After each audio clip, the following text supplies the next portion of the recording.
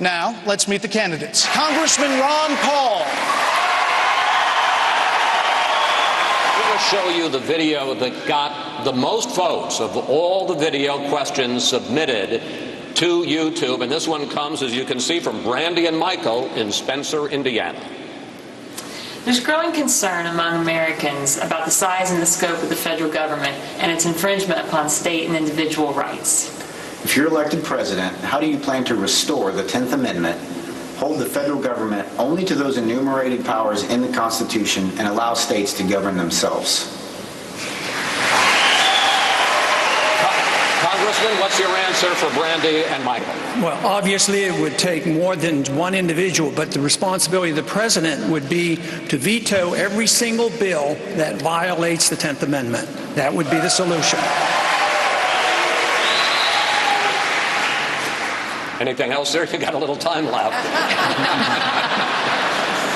Well, I'll tell you what, that is the subject that is crucial because government is too big in Washington, D.C. It's run away. We have no controls of spending, taxes, regulations, no control in the Federal Reserve printing money. So if we want government, whether it's medical care or whatever, it's proper to do it at the local level as well as our schools. But there's no authority in the Constitution to do so much of what we're doing. There's no authority for them to run our schools, no authority to control our economy, and no authority to control us as individuals on what we do with our personal lives.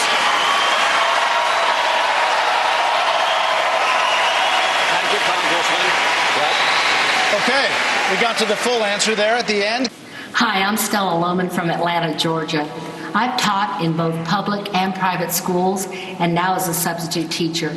I see administrators more focused on satisfying federal mandates, retaining funding, trying not to get sued, while the teachers are jumping through hoops trying to serve up a one-size-fits-all education for their students. What, as president, would you seriously do about what I consider a massive overreach of big government into the classroom? Congressman Paul. If you care about your children, you'll get the federal government out of the business of educating our kids. In 1980, when the Republican Party ran, part of the platform was to get rid of the Department of Education. By the year 2000, it was eliminated, and we fed on to it. Then we, as Republicans, added No Child Left Behind. So the first thing a president should do is the goal should be set to get the government out completely, but don't enforce this law of No Child Left Behind. It's not going to do any good, and nobody likes it, and there's no value to it. The teachers don't like it, and the students don't like it. But there are other things that the federal government can do, and that is give tax credits for the people who will opt out. We ought to have a right to opt out of the public system if you want. Congressman Paul, I want to ask you a question about a comment you made a couple of weeks ago about a border fence with Mexico. Here's what you said, sir. I want to quote it. There's capital controls and there's people control. So every time you think of a fence keeping all those bad people out, think about those fences maybe being used against us, keeping us in. Question, Congressman. Do you know a lot of Americans who want to take their money and flee the United States of America? There are some. All the candidates up here talk about repatriation of dollars. They've already taken them overseas. We're talking about trying to bring in $1.5 trillion because they leave our country because we make it uncomfortable. Too many regulations, too much taxation. They can't start business. They've lost confidence. Yes, when countries destroy a currency, they do lead to capital controls and they lead to people control. So I think it is a real concern. And also, once you have these data banks, the data banks means that everybody's going to be in the data bank. You say, oh no, the data bank's there for the illegals. But everybody's in the data bank. That's national ID card. If you care about your personal liberty, you'll be cautious when you feel comfortable. Blame all the illegal immigrants for everything. What you need to do is attack their benefits. No free education, no free subsidies, no citizenship, no birthright citizenship. And that would get to the bottom of it a lot sooner. But economically, you should not ignore the fact that in tough economic times, money and people want to leave the country. That's unfortunate.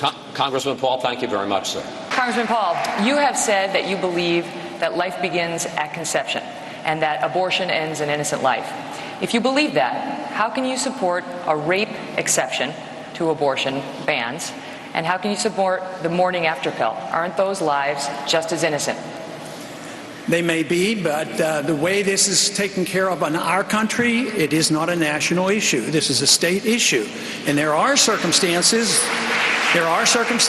where doctors in the past have used certain day after pills for somebody with rape.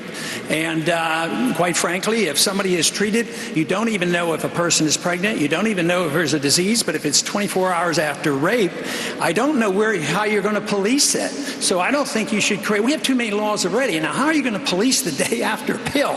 It doesn't make any sense to me in a practical matter. So I would say that nobody can outdo me on respect for life. I've spent a lifetime dealing with life, but I still think there is a time where the law doesn't solve the problems. Only the moral character of the people will eventually solve this problem, not the law.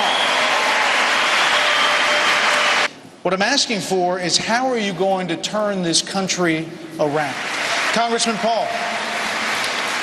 Government destroys jobs, the market creates jobs. So the government isn't going to be expected to create the jobs. They have to change the environment. But you can't do that unless you understand where the depression, recessions come from. And you can't understand that unless you know where the bubbles come from.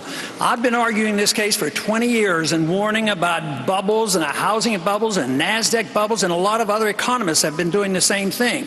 And until we understand that, you can't solve the problem. You have to deal with the Federal Reserve System. You have to deal with free markets, and you have to deal with the tax program and the regulatory system.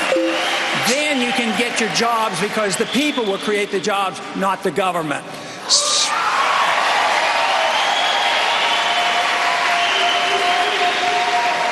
Waiting for the applause. Congressman Paul, heard away.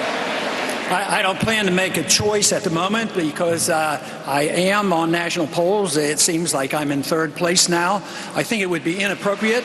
As soon as I'm one of the two top tier, then I will start thinking along that line. But right now, I'm going to defer and just work very hard and make sure that I stay in the top tier, and then eventually be one of the top two contenders.